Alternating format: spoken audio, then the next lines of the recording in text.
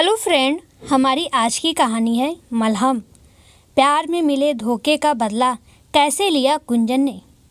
गुंजन जल्दी जल्दी काम निपटा रही थी। दाल और सब्जी बना चुकी थी, बस फुलके बनाने बाकी थे। तभी अमनो किचन में दाखिल हुआ और गुंजन के करीब रखे गिलास को उठाने लगा। उसने जानबूझकर गुंजन को हौले से स्पर्श करते हुए गिलास उठाया और पानी लेकर बाहर निकल गया। गुंजन की धड़कनें बढ़ गई। एक नशा सा उसके बदन को महकाने लगा। उसने चाहत भरी नज़रों से अभिनव की तरफ देखा जो उसे ही निहार रहा था। गुंजन की धड़कनें फिर से ठहर गई। लगा जैसे पूरे जहान का प्यार लिए अभिनव ने उसे आगोश में ले लिया हो और वह दुनिया को भूलकर अभिनव में खो गई हो। तभी अम्मा जी अखबार ढूंढती हुई कमरे में दाखिल हुई और गुंजन का सपना टूट गया। नज़रें चुराती हुई गुंजन फिर से काम में लग गई। गुंजन अभिनव के यहाँ खाना बनाने का काम करती है।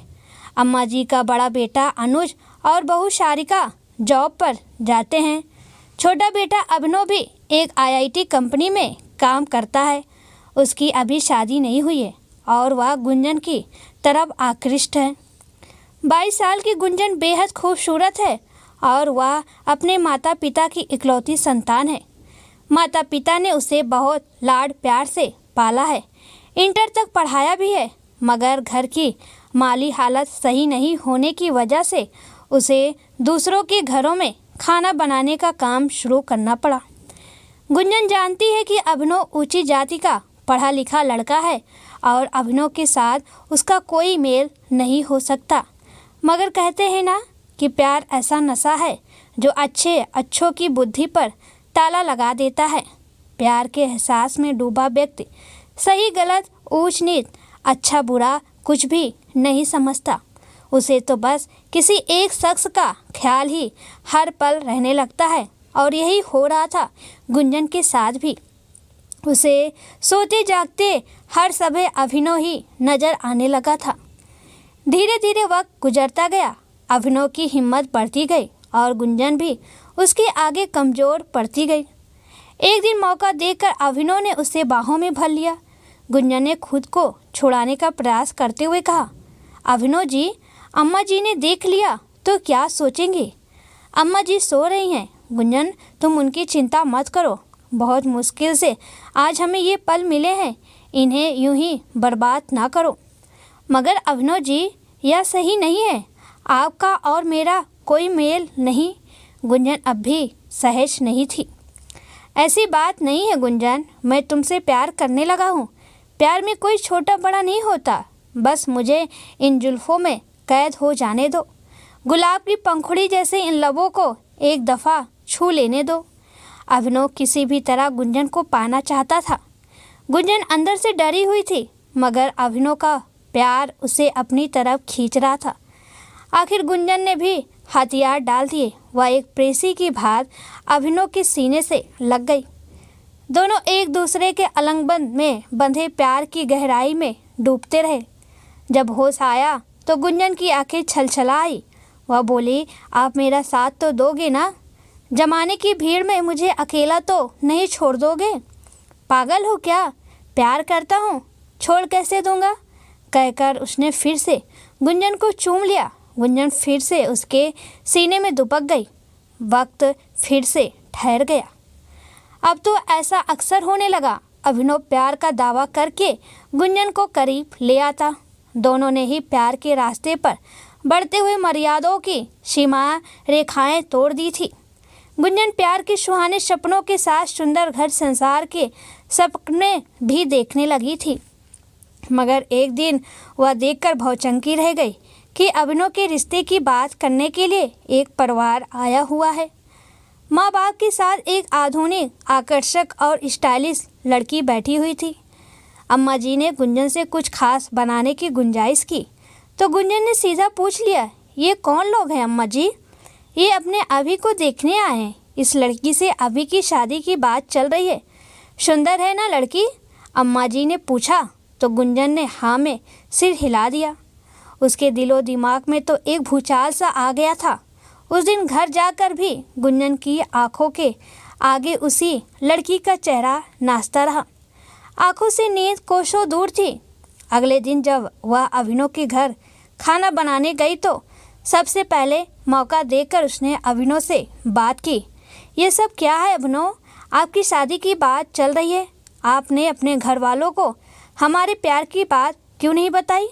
नहीं गुंजन, हमारे प्यार की बात उन्हें नहीं बता सकता। मगर क्यों? क्योंकि हमारा प्यार समाज स्वीकार नहीं करेगा। मेरे माँ बाप कभी नहीं मानेंगे कि मैं एक नीची जात की लड़की से शादी करूं। अभिनव ने बेशर्मी से कहा।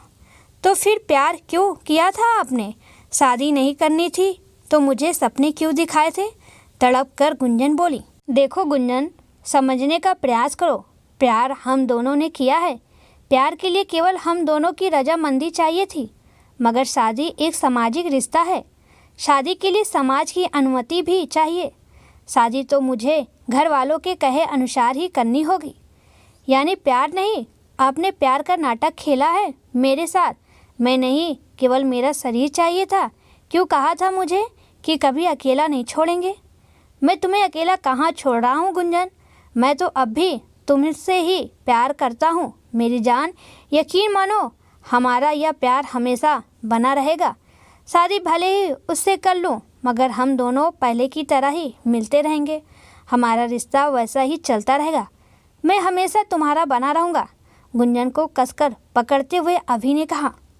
गुंजन को लगा जैसे हजारों बिच्छुओं ने उसे जकड़ रखा हो। वह खुद को अभिनव के बंधन से आज़ाद कर काम में लग गई। आंखों से आंसू बहे जा रहे थे और दिल रो रहा था। घर आकर वह सारी रात सोचती रही। अभिनव की बेवफाई और अपनी मजबूरी उसे रह रहकर कचोट रही थी।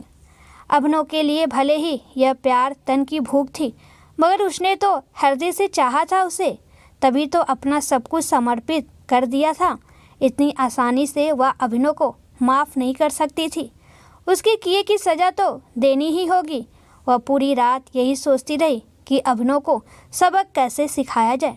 आखिर उसे समझ आ गया कि वह अभिनव से बदला कैसे ले सकती है। अगले दिन से ही उसने बदले की पटकथा लिखनी शुरू कर दी। उस दिन वह ज़्यादा ही बन संवर कर अभि के घर खाना बनाने पहुंची। अभी शाम 4 बजे की शिफ्ट में ऑफिस जाता था। अम्मा जी हर दूसरे दिन 12 से 4 बजे तक के लिए घर से बाहर अपनी सखियों से मिलने जाती थी। पिताजी के पैर में तकलीफ थी, इसलिए वो बिस्तर पर ही रहते थे। 12 बजे अम्मा जी के जाने के बाद वह अभि के पास चली आई और उसका हाथ पकड़कर बोली, अभिनव, आपकी शादी की बात सुनकर मैं दुखी हो गई थी, मगर अब मैंने खुद को संभाल लिया है। शादी से पहले के इन दिनों को मैं भरपूर एंजॉय करना चाहती हूँ। आपकी बाहों में खो जाना चाहती हूँ।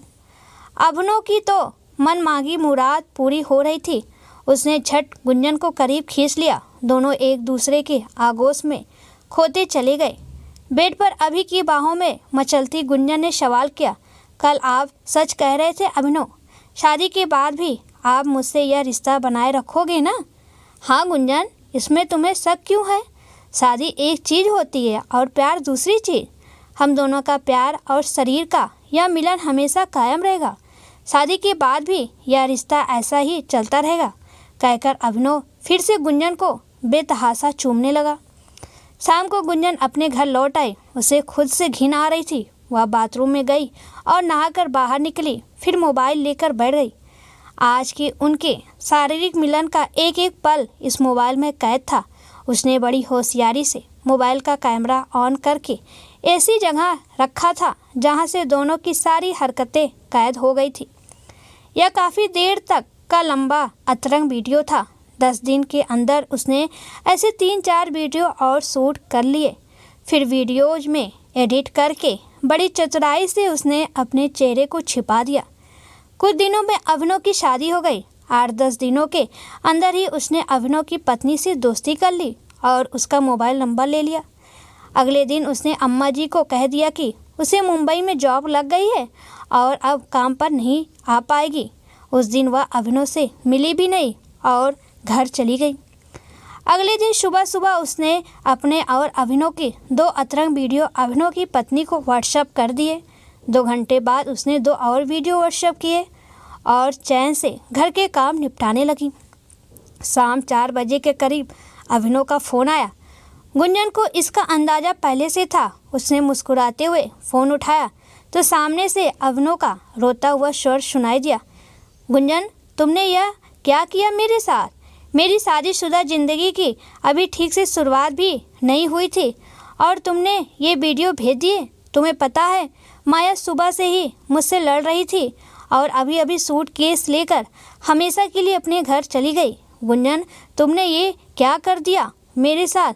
अब तुम ना घर के रहोगे ना घाट के। गुड बाय मिस्टर अभिनव। वाक पूरा करते हुए गुंजन ने कहा और फ़ोन काट दिया। उसने आज अभिनव से बदला ले लिया था। खुद को मिले हर आंसुओं का बदला आज उसे महसूस हो रहा था, जैसे उसके जख्मों पर किसी ने मलहम लगा दिया हो।